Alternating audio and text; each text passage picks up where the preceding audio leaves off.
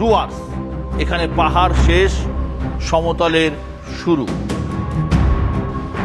জঙ্গল, নদী, পাহাড়, চা বাগান দিয়ে ঘেরা এক দুর্দান্ত জায়গা। ভ্রমণ পিপাসু বাঙালির অত্যন্ত প্রিয় ডেস্টিনেশন। আবহাওয়া অত্যন্ত মনোরম, কিন্তু ডুয়ার্সের ভোটের হাওয়া কি মনোরম? তারই খোঁজ নিতে আমি তিস্তা তোর্সার পাড়ে।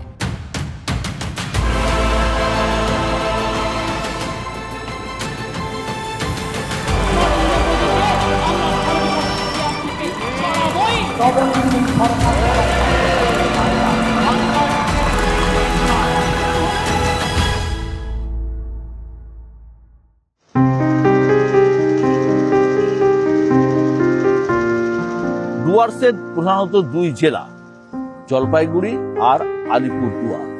উত্তর পূর্ব ভারতের গেটওয়ে বলা হয় এই দুই জেলাকে। তিনটে টিকে নিয়ে প্রধানত তৈরি এই অঞ্চল। একটা টি হলো চা, একটা টি হলো টিম্বার, আর আরেকটা টি হলো ট্যুরিজম। এই তিনটে টিকে কেন্দ্র করে আবর্তিত হয় এখানকার জনজীবন, আবর্তিত হয় এখানকার রাজনীতি। পার্শ্ববর্তী জেলা কোচবিহারের সঙ্গে কোনো মিল নেই এই জেলার রাজনীতি। এই দুই জেলার রাজনীতিতে প্রধানত স্রোত আছে, কিন্তু কোলাহল নেই।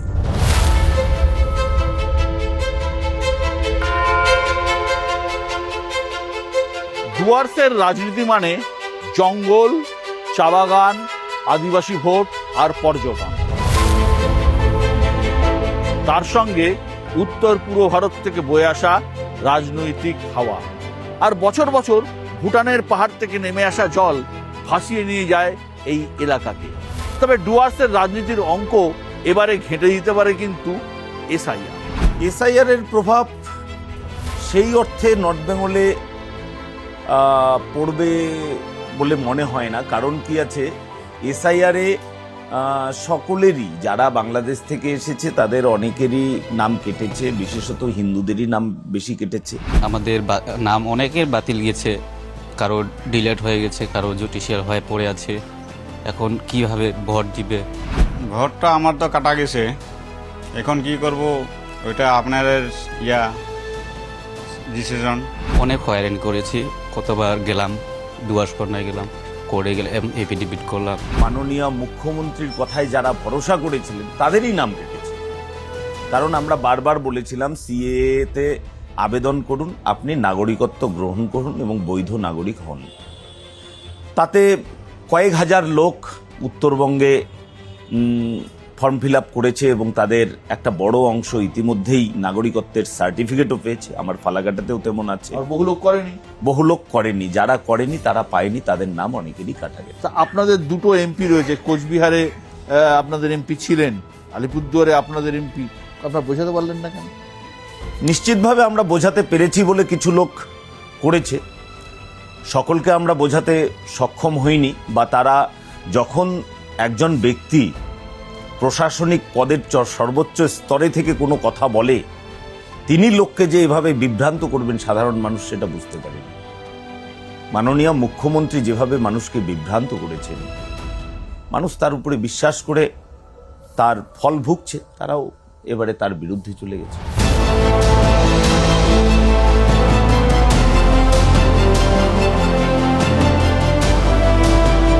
কোচবিহার থেকে মালদা, গোটা উত্তরবঙ্গ জুড়ে 54টি বিধানসভা আসন রয়েছে। এর মধ্যে 9 থেকে 10টি আসন এই ডুয়ার্সে রয়েছে, যেখানে প্রধানত চা শ্রমিকদের ভোটের উপরই নির্ভর করে ওই আসনগুলোতে কে জিতবে, কে হারবে। গোটা ডুয়ার্সে এই এলাকায় প্রায় 150টি চা বাগান রয়েছে, আর চা শ্রমিকের সংখ্যা প্রায় 1,80,000। এছাড়াও পরোক্ষভাবে আরো কয়েক লক্ষ মানুষ এই চা শিল্পের সঙ্গে জড়িত, চা শিল্পের উপর নির্ভরশীল। ফলে চা বাগানের শ্রমিকদের মন পেতে মরিয়া বিজেপি তৃণমূল দুপক্ষ। চা বাগানে হাসপাতাল নির্মাণ, প্রেস হাউস নির্মাণ, বাস পরিষেবা শুরু হওয়া, ওয়েজ ইনক্রিমেন্ট, জমির পাট্টা দেওয়া, চা সুন্দরীর যে টাকা দেওয়া, এটা কিন্তু প্রত্যেকটা মানুষের জন্য উপকার হচ্ছে। কেন টি বেল্টে কোম্পানির যে কোয়ার্টার ছিল, দীর্ঘদিন থেকে ওই কোয়ার্টার রিপেয়ারিং করার ওদের কাছে টাকা ছিল না, ম্যানেজমেন্ট কোনোভাবে নতুন কোয়ার্টার বানায় না এবং রিপেয়ারিং করে না। তো এই সময় যদি জমির পাট্টা দিয়ে মাননীয় মুখ্যমন্ত্রী যে 1,20,000 টাকা দিয়েছেন, ওই টাকা দিয়ে ঘরের রিপেয়ারিং, তারপরে 53টা বাগানে হাসপাতাল নির্মাণ। তো ওরা পাট্টা দিয়েছে, দৈনিক মজুরি বাড়িয়েছে, তারপরেও চা বাগানের মানুষ ওদের সঙ্গে যাচ্ছে না কেন? প্রশ্ন তো আমারও সেটাই। তাহলে কোথাও নিশ্চয়ই খামতি আছে। এ পাট্টার কোনো মূল্য নেই, সেটা সাধারণ মানুষ বোঝে, চা শ্রমিকরা সেটা বোঝে। যে 2-4টা ভোট বাগানে পেত সেটাও এবারে পাবে। গত কয়েকটি নির্বাচনে এই চা শ্রমিকদের অধিকাংশ ভোটই বিজেপির পক্ষে গিয়েছে, ফলে এবারের ভোট নিয়ে ধুন্ধুমার লড়াই। কত অসুবিধা করে আমাদের বাচ্চাদেরও পড়াশোনা করতে পারি না, ভালো করলে আমাদের আর খুশি থাকবে। उस दिन बारिश हो गया, बारिश में पर हम लोग को जो छत है वो छत में टीना है, टीना से पूरा पानी आ रहा है अभी तो। कोई भी वोट आता है वही बोलता है जो हम 350 देंगे, हम ये 300 देगा, वो 350 देगा, वही बोलते हैं ना। जो पहले अभी तक तो कोई दिया ही नहीं है, हम लोग को 250 में गुजारा करना पड़ रहा है।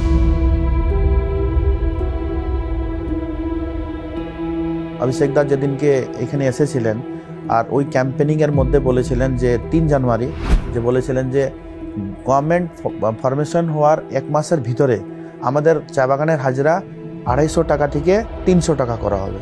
এটা আসামও কিন্তু করতে পারেনি। আমাদের সরকার যেটা বলে এটাই করে। তৃণমূল কংগ্রেস ডেভেলপমেন্ট করতে চায় কি? আপনাকে একটা ছোট উদাহরণ দিই।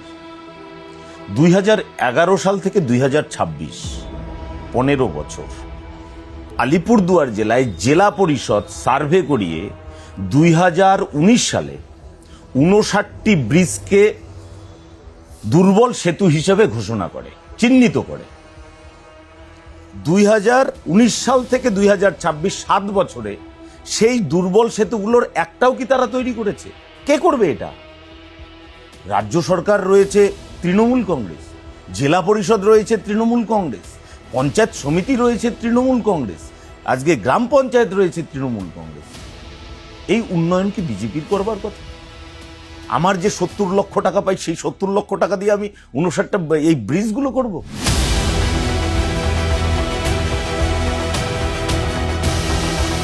চা বাগানের সমস্যা মোটামুটি 2 ধরনের।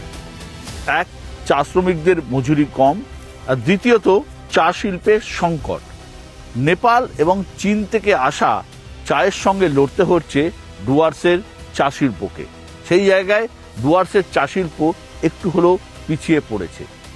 শ্রমিকদের জন্য চা সুন্দরী প্রকল্প চালু করেছে তৃণমূল সরকার।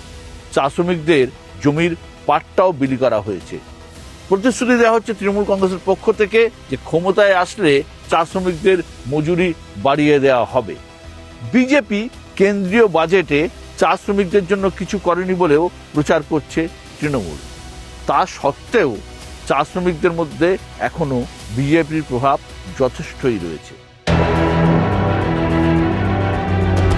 5 বছর যারা বিধায়ক বিজেপির এবং 5 বছর যারা সাংসদ বিজেপির, ওরা মানুষের সামনে যায় না কোনো পরিষেবা দিয়েছে। এক মিথ্যা কথা এবং অপপ্রচার ছাড়া এরা কোনো কিছু বলে না। এটা আমরা প্রচারের মধ্যে রেখেছি। আমরা বুথ স্তর যদি ভালো করে করি এবং মানুষের কাছে যদি যাই, যেভাবে যাচ্ছি এবং যেভাবে গিয়েছিলাম 24 নির্বাচনেও, তো মোটামুটি একটা কন্টেস্টের জায়গা থেকে আমরা। আপনার সময় অনেকেই একসঙ্গে কাজ করেছে, কিন্তু আলিপুরদুয়ারের যা পলিটিক্যাল ইতিহাস বলছে এ ওকে হারানোর প্ল্যান করে। ইনফাইটিং কতটা প্রভাব ফেলবে? আমাদের জেলাতে এরকম এখনও আমি মেসেজ পাই না। কালকে আমি জেলা মিটিং কল করেছি এবং জেলা মিটিংয়ে প্রত্যেকজন লিডার, অঞ্চল সভাপতি, চেয়ারম্যান, প্রধান, উপপ্রধান, পঞ্চায়েত সমিতি মেম্বার, জেলা পরিষদ মেম্বার, ডিস্ট্রিক্টের যত ফান্ডাল প্রেসিডেন্ট, স্টেট লেভেলের যারা লিডার আছে এবং যত লিডার সবাইকে আমি ডেকেছি, ইনক্লুডিং 5 জনই আমাদের যারা প্রার্থী আছেন ওনারাও থাকবে। সবার সাথে পরিচিত থেকে নিয়ে আমি সবাইকে কল করেছি এবং বাই টেলিফোন আমি নিজেও কথা বলেছি। এইখান থেকে আমরা 5টা বিধানসভা, আমাদের 5টা বিধানসভা আমরা কাজও ডিভাইড করে দেব। কোনো এরকম লিডারকে ই করবো না যে মানে রেসপন্সিবিলিটি দিব না, সবাইকে কাজে লাগাবো। তৃণমূল কংগ্রেস চেষ্টা করলেও চায়ের অঙ্ক বোধহয় এতটা সহজ নয়। প্রথমত, যে শ্রমিকরা এখানে কাজ করেন এরা জন্মসূত্রে উত্তর পূর্ব ভারত থেকে আসা, এদের মধ্যে হিন্দুত্ববাদী হাওয়া অত্যন্ত প্রবল। পাশাপাশি একটা বড় অংশের চা শ্রমিক যারা গোর্খা, তাদের কাছেও হিন্দুত্বের হাওয়া রয়েছে। সুতরাং তৃণমূল কংগ্রেসের চেষ্টা সত্ত্বেও প্রধানত এই চা বাগানগুলোতে তৃণমূলকে ভোট দেয় সাঁওতাল, ওরাও, মুন্ডারা। কিন্তু এখানে আরএসএস যেভাবে কাজ করছে গত কয়েক বছর ধরে, পাশাপাশি বিজেপির সংগঠন যেভাবে এখানে রয়েছে, সেখানে তৃণমূল কংগ্রেস কতটা চা শ্রমিকদের মন টানতে পারবে তা নিয়ে যথেষ্ট সন্দেহ রয়েছে। এই বছর পরিস্থিতি আরও অনেক ভালো এবং গতবারের চেয়ে আমরা অনেক ভালো করব। কেন এবারে পরিস্থিতি আরো ভালো বলছেন আপনি? গত 2 বছরের ঘটনাক্রম যদি আমরা দেখি, পশ্চিমবঙ্গে সনাতনী হিন্দুরা যেমন কোণঠাসা, একই সঙ্গে হিন্দুরা কোণঠাসা হলে কি হতে পারে তার জলজ্জান্ত উদাহরণ সাধারণ মানুষ বাংলাদেশের মধ্যে দেখেছে। তার মানে আপনি বলতে চাইছেন ধর্মীয় মেরুকরণই এবারে ভোটের ভবিষ্যৎ? আমি বলছি না যে এটাই একমাত্র ভবিষ্যৎ, এটা একটা গুরুত্বপূর্ণ বিষয়। ছবির মতো এই ডুয়ার্সে গত কয়েক বছর ধরেই ধ্বংসলীলা চালাচ্ছে বন্যা। ডুয়ার্সে এমনিতেই বৃষ্টি বেশি হয়, তার উপর ভুটান থেকে নেমে আসা জল তিস্তা, তোরসা, জলঢাকা, রায়ডাক এবং এরকম ছোট ছোট নদী দিয়ে বয়ে এসে ডুয়ার্স এবং আলিপুরদুয়ার এবং জলপাইগুড়িকে একদম ভাসিয়ে নিয়ে যায়। গত বছরের বন্যার স্মৃতি এখনো আমাদের মনে টাটকা। এখানে সনকোষ, রায়ডাক, কালজানি, তোরসা থেকে নিয়ে যত রিভার আছে সব পাহাড়ি নদী, হঠাৎ করে জল কিন্তু বেড়ে যায়। তো এটার জন্য যদি government of India Brahmaputra amendment করতে পারে, আসামকে ফান্ড দিতে পারে, তাহলে কেন ইন্দু ভুটান জয়েন্ট রিভার কমিশন করে নর্থ বেঙ্গলকে প্রোটেকশন দেওয়ার জন্য ওরা করবে না? এখান থেকে তো সাংসদ বিজেপির জিতেছে, ওরা তো কোনোদিন বলে নাই ইন্দু ভুটান জয়েন্ট রিভার কমিশন করতে লাগবে। বন্যা ঘিরে গত বছর রাজনৈতিক সংঘাতও দেখেছি আমরা। নাগরাকাটায় বন্যা পরিস্থিতি দেখতে গিয়ে আক্রান্ত হন বিজেপি সাংসদ খগেন মুর্মু। আদিবাসী সমাজের একজন নেতা এইভাবে আক্রান্ত হওয়াকে রাজনীতির সঙ্গে জুড়ে দেয় বিজেপি। খগেন মুর্মুকে দেখতে হাসপাতালে যান মুখ্যমন্ত্রী মমতা বন্দ্যোপাধ্যায়।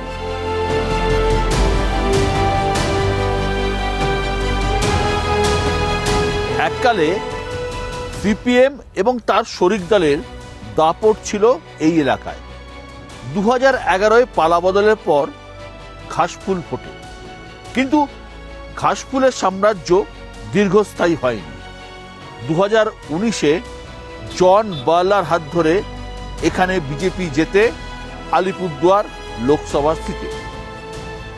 2021-এর ভোটে জেলার 5টি আসনের মধ্যে 5টি যায় বিজেপির দখলে।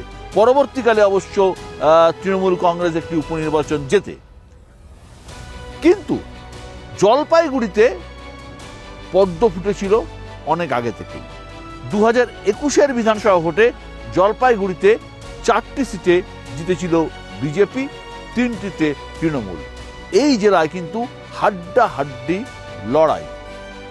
জলপাইগুড়ি এবং আলিপুরদুয়ার এই দুই আদিবাসী প্রধান এলাকায় হিন্দুত্বের পালে বেশ জোরালো হাওয়া।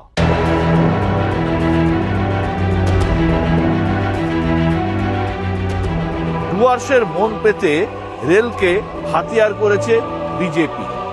বন্দে ভারতের মতো একাধিক প্রিমিয়াম ট্রেন এখন স্টপেজ দেয় উত্তরবঙ্গে।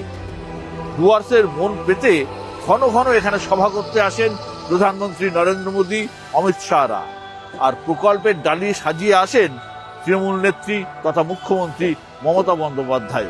2024 নির্বাচনে পার্লামেন্ট ইলেকশনে বিজেপি বলেছিল যে আলিপুরদুয়ারে রেলওয়ে জমিতে 200 বেডের পেশেন্টের হাসপাতাল হবে। আজ অবধি কিন্তু শুরু হলো না। রেল এখন 77 কোটি টাকা কামাখ্যাগুড়ির জন্য অ্যাপ্রুভ করলো এবং 95 কোটি টাকা অ্যাপ্রুভ করা হয়েছে মাদারিহাটে দলগামের জন্য।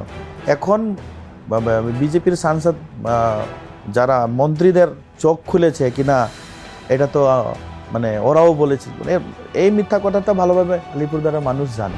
দেখুন, আলিপুরদুয়ার জেলায় গত বিধানসভাতে আমরা 5টি সিট পেয়েছি, এবছরও আমরা 5টি সিট পাব। মাঝখানে আলিপুরদুয়ারের যিনি বিধায়ক তিনি তৃণমূল কংগ্রেসে চলে গিয়েছিলেন। একটা উপনির্বাচন হয়েছে, উপনির্বাচন কি করে হয় এটা সাধারণ মানুষ জানে। কিন্তু বিভাগবাবু, আপনাদের প্রার্থী তালিকা নিয়ে যে অশান্তি হলো আমরা দেখলাম, পার্টি অফিস ভাঙচুর হলো, এটা ক্ষোভ বিক্ষোভ তো রয়েছে। এই প্রথম হলো না, এর আগেও হয়েছে এবং আশঙ্কা করি ভবিষ্যতেও হবে, কারণ মানুষের পছন্দ অপছন্দ থাকে। আজকের দিনে যেই প্রার্থী হোক না কেন, রামায়ণের যুগে রামকে যখন করা হয়েছিল তখনও তার বিরোধিতা ছিল। আজকে যে কাউকেই প্রার্থী করা হোক তার কিছু ভালো লাগা মন্দ লাগা থাকবে, তারা তাদের ক্ষোভের বহিঃপ্রকাশ ঘটিয়েছে, তারা সেটা আমাদের আভ্যন্তরীণ ব্যাপার, সেগুলো মিটে যাবে। এগুলো দেখে তৃণমূলের উচ্ছ্বসিত হবার কোনো কারণ নেই। এখন প্রশ্ন হলো এবারে কি হবে। উপনির্বাচনে মাদারিহাট জিতে সবাইকে চমকে দিয়েছিল তৃণমূল, কিন্তু এবারে মাদারিহাটে ঘাসফুল ফোটার সম্ভাবনা কার্যত নেই বললেই চলে। চা শ্রমিকদের মধ্যে চা সুন্দরীর বাড়ি নিয়ে একটা বড় অভিযোগ রয়েছে।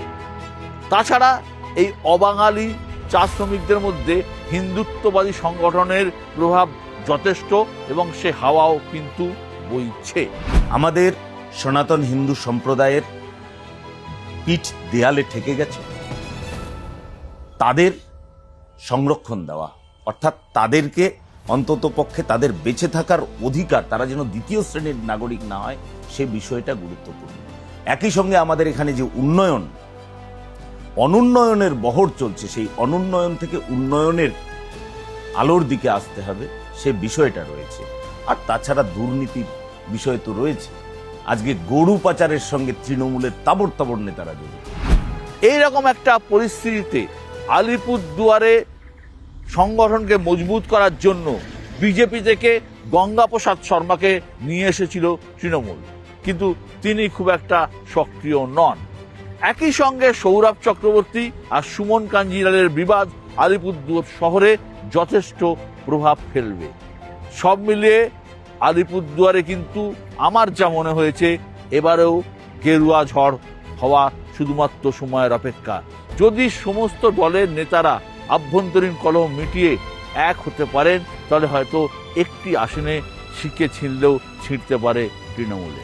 পার্লামেন্ট ইলেকশনে আমরা কন্টেস্ট করেছি।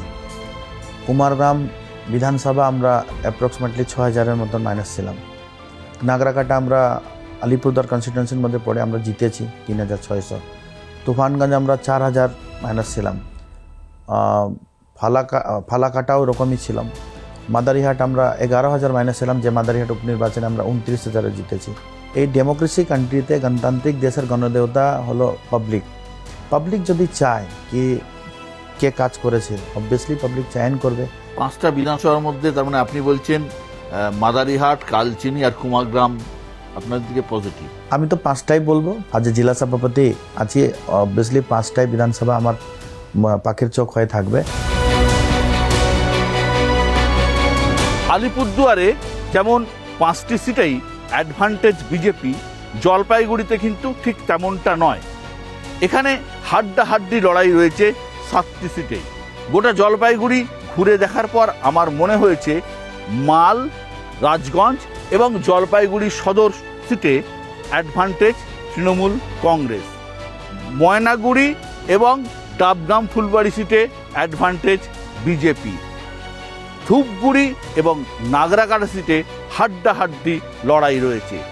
পরিস্থিতি যাই হোক না কেন, বিজেপি বা তৃণমূল, রেজাল্ট কিন্তু 4-3 হওয়ার সম্ভাবনাই প্রবল এই জলপাইগুড়িতে।